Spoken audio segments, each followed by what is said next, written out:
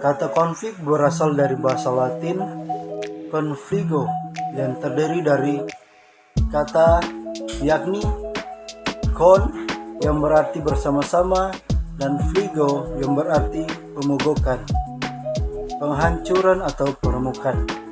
Kata ini diserap oleh bahasa Inggris menjadi conflict yang berarti a fight, a struggle, a controversy, quarrel, active, option, hostility, yang dalam kurung pertarungan, perebutan kekuasaan, persengketaan, perselisihan, perlawanan yang aktif, dan permusuhan. Dalam Webster 197 AMPA 213. Official Concise English Dictionary 1989 mendefinisikan konflik sebagai suatu pertarungan, suatu benturan, suatu pergulatan, suatu kontes, suatu pertentangan, kepentingan-kepentingan, opini-opini atau tujuan-tujuan pergulatan mental, penderitaan batin. Mengartikan kata konflik sebagai pertentangan atau percekcokan. Konflik bisa terjadi pada diri seorang ataupun di dalam kalangan yang lebih luas. Menurut Robbins, didefinisikan konflik sebagai suatu proses di mana A melakukan usaha yang sengaja dibuat untuk menghilangkan usaha B dengan membentuk usaha untuk menghalangi sehingga mengakibatkan frustasi pada B dalam usahanya untuk mencapai tujuannya atau dalam meneruskan kepentingannya. Sedangkan menurut Navandi dan Maleksade juga memandang konflik sebagai suatu proses namun lebih menekankan ke arah kelompok daripada individu. Menurut mereka, konflik adalah suatu proses di mana orang-orang berbeda pendapat terhadap suatu pokok persoalan yang menimbulkan friksi antara kelompok.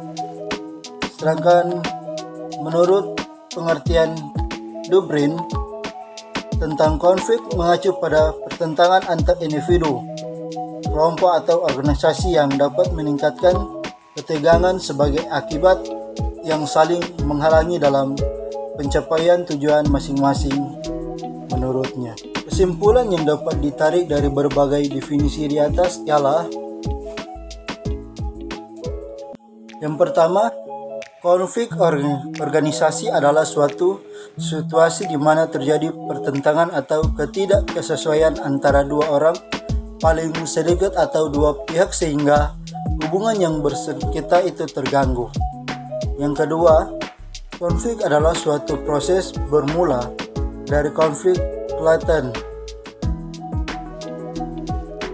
dalam kurung masih terpendam dan bila tidak diselesaikan, ia akan makin berkembang dari satu ke tahap lainnya yang dapat membahayakan organisasi. 3. Konflik adalah suatu perilaku berposisi. Orang yang terlibat konflik akan melakukan hal-hal yang menentang ataupun menghalangi usaha-usaha lawannya. 4. Konflik adalah suatu hubungan. Konflik selalu berkecimpung dalam setiap hubungan yang terjadi dalam setiap manusia, entah itu hubungan teman, hubungan pekerjaan, ataupun pernikahan sekalipun. Memahami konflik dalam organisasi. Konflik adalah bagian dari kehidupan organisasi. Keberadaan konflik dalam suatu organisasi tidak dapat dielakkan. Menurut penelitian, para manajer menggunakan 20% waktunya untuk urusan konflik.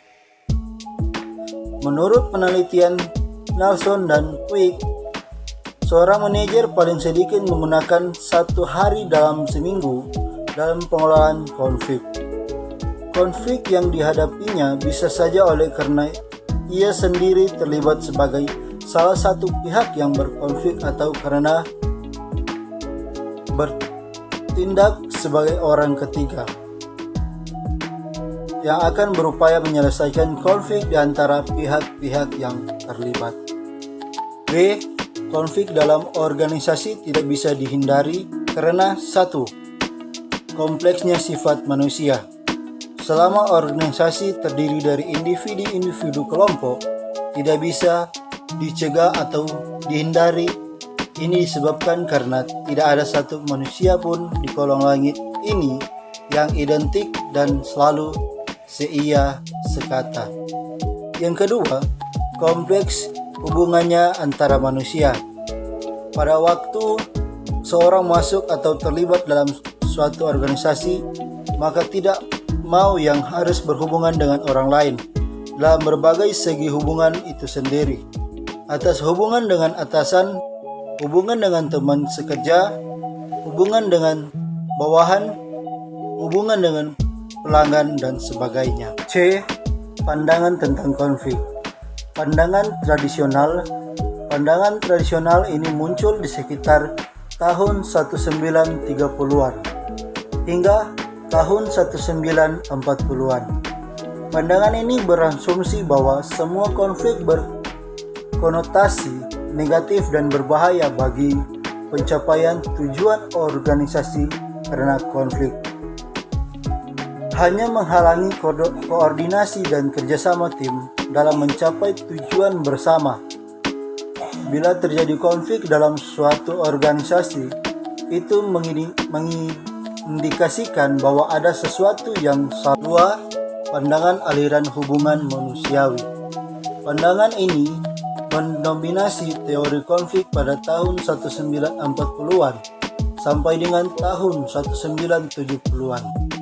Menurut pandangan ini, konflik adalah hal yang biasa dalam interaksi antar individu dan kelompok dalam organisasi dan tidak bisa dihindari. Oleh sebab itu, konflik dapat diterima karena mereka mengakui bahwa ada kalanya konflik itu berguna bagi organisasi karena dapat meningkat kinerja kelompok.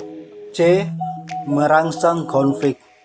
Berdasarkan pandangan interaksionis organisasi yang memiliki intensitas konflik pada tingkat yang sangat rendah, biasanya dicirikan oleh motivasi kerja rendah, sikap apatis para anggota organisasinya.